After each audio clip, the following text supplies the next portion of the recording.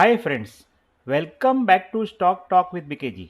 इस बार हमने मोमेंटम स्टॉक आइडियाज़ पे चर्चा करने के लिए 3 स्टॉक चुने हैं। एसकेप इंडिया लिमिटेड, ओबेरो रियलिटी और लास्ट में है हिंदुस्तान एरोनॉटिक्स लिमिटेड। तो चलो देखते हैं एक के बाद एक स्टॉक का चार्ट। यहाँ पे आप देख सकते हो एसकेएफ का वीकली चार्ट है। एसकेएफ ने सितंबर 2020 में 1431 का भाव से अपना अपमूव स्टार्ट किया। यहाँ से स्टॉक एवरेजेस के ऊपर ट्रेड करके फरवरी 21 में 2514 का एक हाई बना के थोड़ा सा प्रॉफिट बुकिंग आया, 2078 का लो और वापस एक अच्छी खासी बाइंग स्टॉक में दिखाई दी और दिसंबर 21 में 4245 का एक नया हाई बना। यहाँ से स्टॉक ने जो एवरेजेस के ऊपर ट्रेड करने लगा वो आज तक एवरेजेस के ऊपर और हमेशा बाउंस लेते रहा है और यहाँ से सुपर ट्रेंड आज तक पॉजिटिव मोड में है। ये पूरा राइज के बाद थोड़ा सा करेक्शन आया, प्रॉफिट बुकिंग आया, एकदम वैलिड करेक्शन। और यहाँ पे आप देख सकते हो कंटिन्यूस एक नैरो कैंडल्स, नैरो मूव्स, ये वीकली कैंडल्स है, ये वीकली वॉल्यूम कैंडल्स है और कंटिन्यूस स्टॉक ने यहाँ पे सपोर्ट लेके वापस एक अच्छी खासी एक green candle weekly with a good volume बना दी है। स्टॉक में अभी 3572 का एक हाई बना है और ये स्टॉक को एनालिसिस करने के लिए हमने विलियम परसेंटेज आर और पीवीटी का सहारा लिया है। William percentage R it is moving out from oversold area और पीवीटी जो क्वांटिफाई करता है कितना वॉल्यूम स्टॉक में है, जो राइज में वो फर्मनेस दिखाई दे रहा है। तो ये स्टॉक ने जो यहाँ से पूरा ये राइज और उसके बाद थोड़ा वैलिड करेक्शन के बाद जो वीकली कैंडल, तो ये देख के और इंडिकेटर्स का इंडिकेशन देख के हमें लगता है कि स्टॉक आने वाले दिनों में ये अगला हाई पार करेगा। तो एसकेएफ इंडिया लिमिटेड जिसका करंट मार्केट प्राइस 3539 है, उसका आने वाले दिनों में टारगेट 3800, 4200, 4700 और 5200 आ सकता है। और अगर ये स्टॉक बीच में नीचे आता है तो उसका बाय एरिया है 3510, 3435, 3370, 3307 और 3271 और ए ट्रेड में 3100 का स्टॉप लॉस रखना ज़रूरी है। तो ये है आज का अगला स्टॉक, ओबेरो रियलिटी। ओबेरो रियलिटी ने अप्रैल 20 में 291 के भाव से एक अपना अपमूव स्टार्ट किया। स्टॉक में धीरे धीरे बाइंग बनी हुई, हायर बॉटम्स बनते चले और स्टॉक धीरे धीरे एवरेजेस के ऊपर ट्रेड करना शुरू कर दिया। यहाँ से सुपर ट्रेंड पॉजिटिव मोड में आ गई, जो आज तक पॉजिटिव मोड में है। स्टॉक भी हमेशा एवरेजेस का सपोर्ट लेके बाउंस देते रहा और धीरे धीरे आगे बढ़ते हुए स्टॉक ने नवंबर 21 में 1052 का एक हाई बनाया।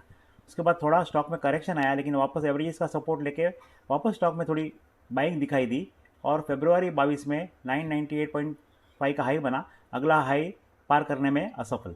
वापस थोड़ा सा करेक्शन, 787 का लो, लेकिन यहाँ से हायर बॉटम और स्टॉक में वापस यहाँ से एक अच्छी खासी एक बाइंग दिखाई दे रही है। ये वीकली चार्ट्स है, ये वीकली प्राइस बार है, ये दो वीकली वॉल्यूम कैंडल्स है। ये स्टॉक को एनालिसिस करने के लिए हमने वॉर्टेक्स और पीवीटी का सहारा लिया है। वॉर्टेक्स इंडिकेटर ए जो ट्रेंड है उसको कंफर्म कर रहा है और पीवीटी इंडिकेटर जो वॉल्यूम का जो फोर्स है बिहाइंड द ट्रेंड वो कंफर्म कर रहा है। तो ये पूरा एक अच्छा खासा राइज और उसके बाद एक करेक्शन, एक हायर बॉटम्स और वापस एक नवंबर 21 से लेकर मार्च 22 तक का एक जोन, उसके बाद एक अच्छी खासी एक वीकली वॉल्यूम के साथ ग्रीन प्राइस कैंडल, वो देख के हमें लगता है कि आने वाले दिनों में ये स्टॉक ये प्रीवियस हाई को पार करेगा। तो ओबेरो रियलिटी लिमिटेड जिसका करंट मार्केट प्राइस 988 है, उसका आने वाले दिनों में टारगेट 1300 और 1600 आ सकता है। और अगर ये स्टॉक बीच में नीचे आता है तो उसका बाय एरिया है 945, 915, 891, 865 और 855 और ए ट्रेड में 837 का स्टॉप लॉस रखना जरूरी है। तो ये है आज का आखिरी स्टॉक, हिंदुस्तान एरोनॉटिक्स लिमिटेड, जिसे हाल के नाम से भी जाना जाता है। हाल ने अप्रैल 21 में 925 का भाव से अपना अपमूव स्टार्ट किया। स्टॉक धीरे धीरे आगे बढ़ा, 1089 का हाई बना, थोड़ा सा करेक्शन, लेकिन हायर बॉटम्स बनते चले, वापस थोड़ा सा राइज आया, 1165 का नया हाई, वापस थोड़ा एक करेक्शन और एक्यूमुलेशन जोन और वापस यहाँ पे आप देख सकते हो कि कंटिन्यूस एक वॉल्यूम के साथ एक अच्छी खासी बाइंग आ गई स्टॉक में और स्टॉक धीरे धीरे अप ट्रेंड में ट्रेड करते हुए अक्टूबर 21 में 1569 का एक नया हाई बनाया। उसके बाद स्टॉक में एक अच्छा खासा करेक्शन आया। स्टॉक यहाँ पे जो क्लियरली ऐसा अप ट्रेंड में था उसमें एक प्रॉफिट बुकिंग जोन में चला गया, एवरेजेस के आजू बाजू ट्रेड करने लगा, लोअर टॉप्स बने और स्टॉक धीरे धीरे डाउन ट्रेंड में ट्रेड करके दिसंबर 21 में 1181 का एक लो बनाया।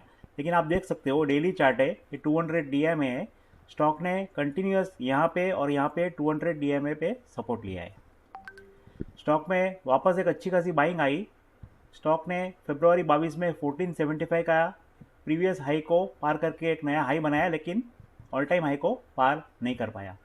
वो वापस स्टॉक में एक सेलिंग आ गई फरवरी 22 में 1249 का लो, लेकिन यहाँ से आप देख सकते हो हायर बॉटम, और वापस स्टॉक में एक अच्छी खासी बाइंग आई और 1495 का हाई बना जो अगले 2 हाई से ऊपर था। मामूली सा एक करेक्शन और वापस एक यहाँ देख सकते हो कि एवरेजेस का सपोर्ट लेके स्टॉक ने वापस एक अप ट्रेंड में ट्रेड करना स्टार्ट किया। 2 अच्छी खासी ग्रीन कैंडल अच्छे खासे वॉल्यूम के साथ, और स्टॉक ने जो पूरा पैटर्न है अप्रैल 21 से लेके पूरा मार्च 22 का और इधर से अक्टूबर 21 से लेके मार्च 22 तक का पूरा एक ट्रेडिंग जोन था, उसको पार करके ब्रेकआउट देके 1539 का एक हाई बनाया है। ये स्टॉक को एनालिसिस करने के लिए हमने KST, MACD और ADX का सहारा लिया है। ADX में अच्छी खासी एक ट्रेंड डेवलप हो चुकी है, ऐसे संकेत मिल रहे हैं। MACD में भी बाई सिग्नल आ चुका है, और KST which measures the price momentum for 4 different price cycles combining them into a single momentum oscillator, उसमें भी एक बाई सिग्नल जनरेट हो चुका है। तो ये सब कारणों को देखते हुए हमें लगता है कि हिंदुस्तान एरोनॉटिक्स लिमिटेड, जिसका करंट मार्केट प्राइस 1525 है, उसका आने वाले दिनों में टारगेट 1900 और 2200 आ सकता है। और अगर ये स्टॉक बीच में नीचे आता है तो उसका बाय एरिया है 1470, 1428, 1395, 1355 और 1340, और ए ट्रेड में 1290 का स्टॉप लॉस रखना जरूरी है।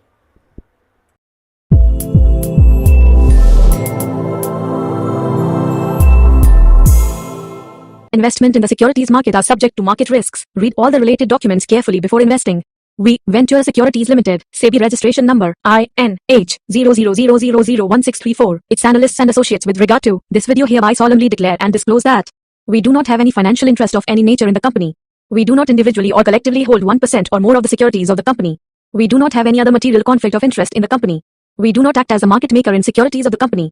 We do not have any directorships or other material relationships with the company. We do not have any personal interests in the securities of the company. We do not have any past significant relationships with the company such as investment banking or other advisory assignments or intermediary relationships. We are not responsible for the risk associated with the investment or disinvestment decision made